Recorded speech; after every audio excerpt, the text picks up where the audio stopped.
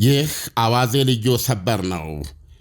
ሶሪያ የእስራኤል የጦር ጀቶች በአየር ኃይል ጦር ሰፈሮቿና ሌሎች ወታደራዊ ይዞታዎቿ ላይ ትናንት ምሽት ያደረሱትን ከባድ የምልልስ ድብደባዎች ፍትሐዊነት የሌለው ሁኔታዎችን የማክፋት እርምጃ አለችው። ውጭ ጉዳይ መስሪያ ቤቱ እንዳለው ድብደባው ሐማ የሚገኘውን የአገሪቱን የአየር ኃይል ጦር ሰፈር ከሞላ ጎደል አውድሞታል። በድርዘኖች የሚቆጠሩ ሲቪሎችና የጦር ሰዎችንም አቁስሏል ብሏል። የእስራኤል ጦር በበኩሉ ምዕራባዊ ሐማና ማዕከላዊ ግዛት ቲቢ የተሰኙትን የአየር ኃይል ጦር ሰፈሮች የቀሩ አቅሞችን ነው ያደባየውት ብሏል። ዋና ከተማ ደማስቆ ውስጥ የሚገኝ ወታደራዊ መሠረተ ልማትንም አንፍሬያለሁ ብሏል። ደራ በተባለችው ክፍለ ሀገርም የእግረኛ ዘመቻ ላይ የነበሩ ኃይሎቼ ታጣቂዎችን ገድለዋል ሲል የእስራኤል ጦር አስታውቋል። የሶሪያ ባለሥልጣኖች የሞቱት ቁጥር 9 ሰዎች ናቸው ብለዋል። ይህ የፋመ የጋመ የእስራኤል ድብደባ የመጣው ቱርክ ተዋጊ ጀቶቿንና የአየር መከላከያዎቿን የተለያዩ የሶሪያ የአየር ኃይል ጦር ሰፈሮች ውስጥ እያጓጓዘች ማስገባት ጀምራለች የሚሉ ሪፖርቶች ከተሰሙ በኋላ ነው። የእስራኤል መከላከያ ሚኒስትር እስራኤል ቃጽ ለሶሪያ የሽግግር ጊዜ ፕሬዝደንት አህመድ አልሻራ በዛሬው ዕለት በሰጡት ጥብቅ ማስጠንቀቂያ ለእስራኤል ጸርና ጠንቅ የሆኑ ኃይሎች አገርህ እንዲገቡ የፈቀድክለት ከባድ ፍርጃ ይደርስብሃል ሲሉ አስጠንቅቀዋል። የአሳዶችን ድንገተኛና ምጣታዊ መከንበል ተከትሎም በድል አድራጊነት ወደ ደማስቆ የገሰገሰውን ቱርክ ደገፉን የአልሻራ መንግሥት እስራኤል ከጅምሩ ብቻ ሳይሆን አሁን ድረስ የማታምነውና በጠላትነት የምትኮንነው መሆኑ ይታወቃል። በዚህም የተነሳ የእስራኤል የጦር ጀቶች በሶሪያ የሠራ አካላት ላይ በሚገኙ የጦር ጀቶች፣ ታንኮች፣ ሚሳይሎችና የአየር መከላከያ መሣሪያዎች እንዲሁም የጦር መሣሪያ ፋብሪካዎችና የምርምር ማዕከላት ላይ ያነጣጠሩ በመቶዎች የሚቆጠሩ የአየር ድብደባዎች አካሄዳለች። የሶሪያን የ13 ዓመታት የእርስ በርስ ጦርነት ባለፈው ታኅሳስ ወር የቋጨው የአልሻራ እስላማዊ ኃይል ቡድን ኤክቴስ ተብሎ ይታወቃል። ኤክቴስ የቀድሞው የአልቃይዳ እህት ድርጅት የነበረና አሁንም ድረስ በተባበሩት መንግሥታት፣ በአሜሪካ፣ በአውሮፓ ኅብረትና በእንግሊዝ በአሸባሪነት ተፈርጆ የሚገኝ ኃይል ነው። የኤክቴስን ድል አድራጊነት ተከትሎ እስራኤል በጎላን ኮረብታዎች ቀጠና ውስጥ የሚገኝና በተባበሩት መንግሥታት ቁጥጥር ስር የነበረ ከወታደራዊ እንቅስቃሴ የጸዳ እግድ መሬት ባፈር ዞን በጦር ኃይሏ ተቆጣጥራለች። እንደዚሁም የጎላን ኮረብታዎችን አዋሳኝ የሆኑ አያሌ ስፍራዎችንና የሄርሞን ተራራ ከፍታ ነጥብ ወይም ጫፉን ተቆጣጥራለች። አያይዛም ድንበሯን የሚታከኩ 3 ደቡባዊ አዋሳኝ የሶሪያ አውራጃዎችን ደራ፣ ኪንጌራና ስዋይዳ ከማንኛውም ወታደራዊ እንቅስቃሴ ሙሉ በሙሉ ነፃ እንዲሆኑ ጠይቃ የአልሻራ መንግሥት ወታደሮች እነዚህ አውራጃዎች እንዲገኙ በምንም ተአምር እንደማትፈቅድ አስጠንቅቃለች። ይህ በእንዲህ እንዳለ ትናንት ምሽቱን ወደ ሶሪያ ግዛት የበረቁት የእስራኤል የጦር ጀቶች ለ30 ደቂቃ ያህል ብቻ በሶሪያ የአየር ክልል ውስጥ በቆዩበት መላ ሀገሪቱን ያካለለ ድብደባ 5 ስፍራዎችን በተለይ በመደብደብ የሐማ ወታደራዊ አየር ማረፊያን ከስር መሠረቱ አውድማለች ሲል የሶሪያ ውጭ ጉዳይ ሚኒስቴር አስታውቋል።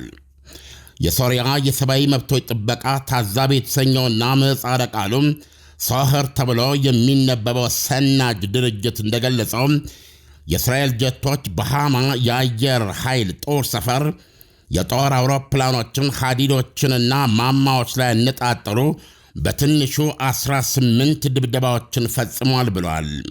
እስራኤል ከዚህ በተጨማሪ ፓልሚራ ከተማ አጠገብ የሚገኘውን T4 የተባለ የአየር ኃይል ጦር ሰፈርና በደማስቆ በርዚህ ክፍለ ከተማ ውስጥ የሚገኝ የሀገሪቱ የሳይንሳዊ ጥናቶችና ምርምር ማዕከል ቅርንጫፍን ደብድባለች። የሶሪያ የውጭ ጉዳይ ሚኒስቴር ባወጣው መግለጫ ይህ ፍትሐዊነት የሌለው ጥቃት ሶሪያን ለማተራመስና የሕዝቦቿን ስቃይ ለማባባስ ሆን ተብሎ የተደረገ ሙከራ ነው ብለዋል። ጥቃቱ የዓለም አቀፍ ሕግና የሶሪያ ሉዓላዊነት ዓይን ያወጣ ጥሰት ነው ሲል ገልጾታል። ዓለም አቀፉ ማኅበረሰብም ኢየሩሳሌም ይህን ጠብጫሪና ደብዳቢነቷን እንድታቆም ጫና ያደርግባት ዘንድ ተማጽኗል።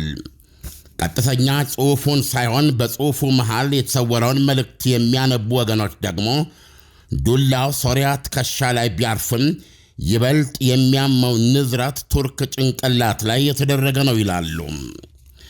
ምክንያቱም ይላሉ ተንታኞች ቱርክ ከሶሪያ የሽግግር መንግሥት ጋር እየተደራደረች የምትገኘው የጋራ መከላከያ ስምምነት እስራኤልን ሸክኳታል። የትናንት ሮብ ምሽቱ የእስራኤል አየር ኃይል እሳት ይዞ ወደ ሶሪያ መወርወር ምክንያቱ ቱርክ ወታደራዊ ቁሳቁሶቿን T4 በሚሰኘው የአየር ኃይል ጦር ሰፈርን ጨምሮ ወደ ሶሪያ የአየር ኃይል ጦር ሰፈሮች ማስገባት ጀምራለች የሚሉትን ዘገባዎች ተከትሎ የተካሄደ ነው። የእስራኤሉ ኃያል ጠቅላይ ሚኒስትር ቤንያሚን ኔታንያሁና የቱርኩ ኃያል ፕሬዚደንት ኤርዶጋን ለሰኮንዶች ዕድሜ እንኳ ዓይን በዓይን መታየት የማይችሉ የተቋሰሉ መሪዎች ናቸው።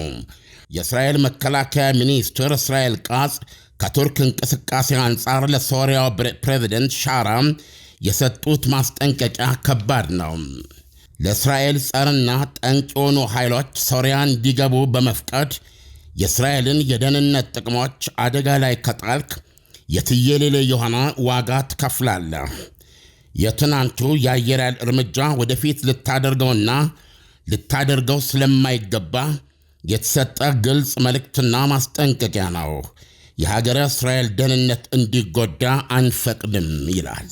ቃጽ ጸርና ጠንቅ ብለው ስለጠሯቸው ኃይሎች እንቶኔ ወይም እነከሌ ብለው ባያብራሩም ውጭ ጉዳይ ሚኒስትር ጌዲዮን ግን በሌላ መድረክ ቱርክ ሶሪያ ውስጥ የምትጫወተውን አፍራሽ ሚና አሳስቦናል ሲሉ ተናግረዋል። ቱርኮች አሉ ውጭ ጉዳይ ሚኒስትሩ ቱርኮች ሶሪያን የነሱ የሞግዚት አስተዳደር እንድትሆን የሚቻላቸውን ሁሉ እያደረጉ ነው። ዓላማቸው ይሄ መሆኑ ግልጽ ነው ብለዋል ለጠሩት ጋዜጣዊ መግለጫ።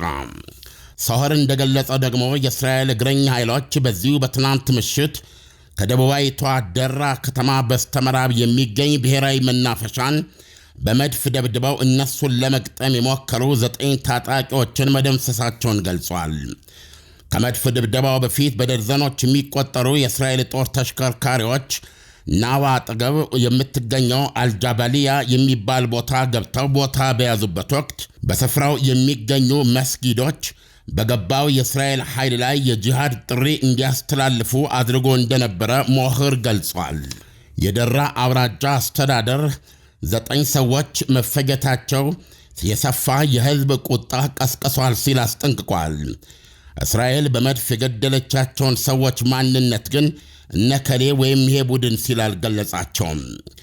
የእስራኤል ጦር በበኩሉ ኃይሎቹ ትናንት ምሽቱን ደራ ውስጥ መንቀሳቀሳቸውን አረጋግጦ የጦር መሳሪያዎችን መቆጣጠራቸውንና የሽብር መሠረተ ልማት ማውደማቸውን ገልጿል።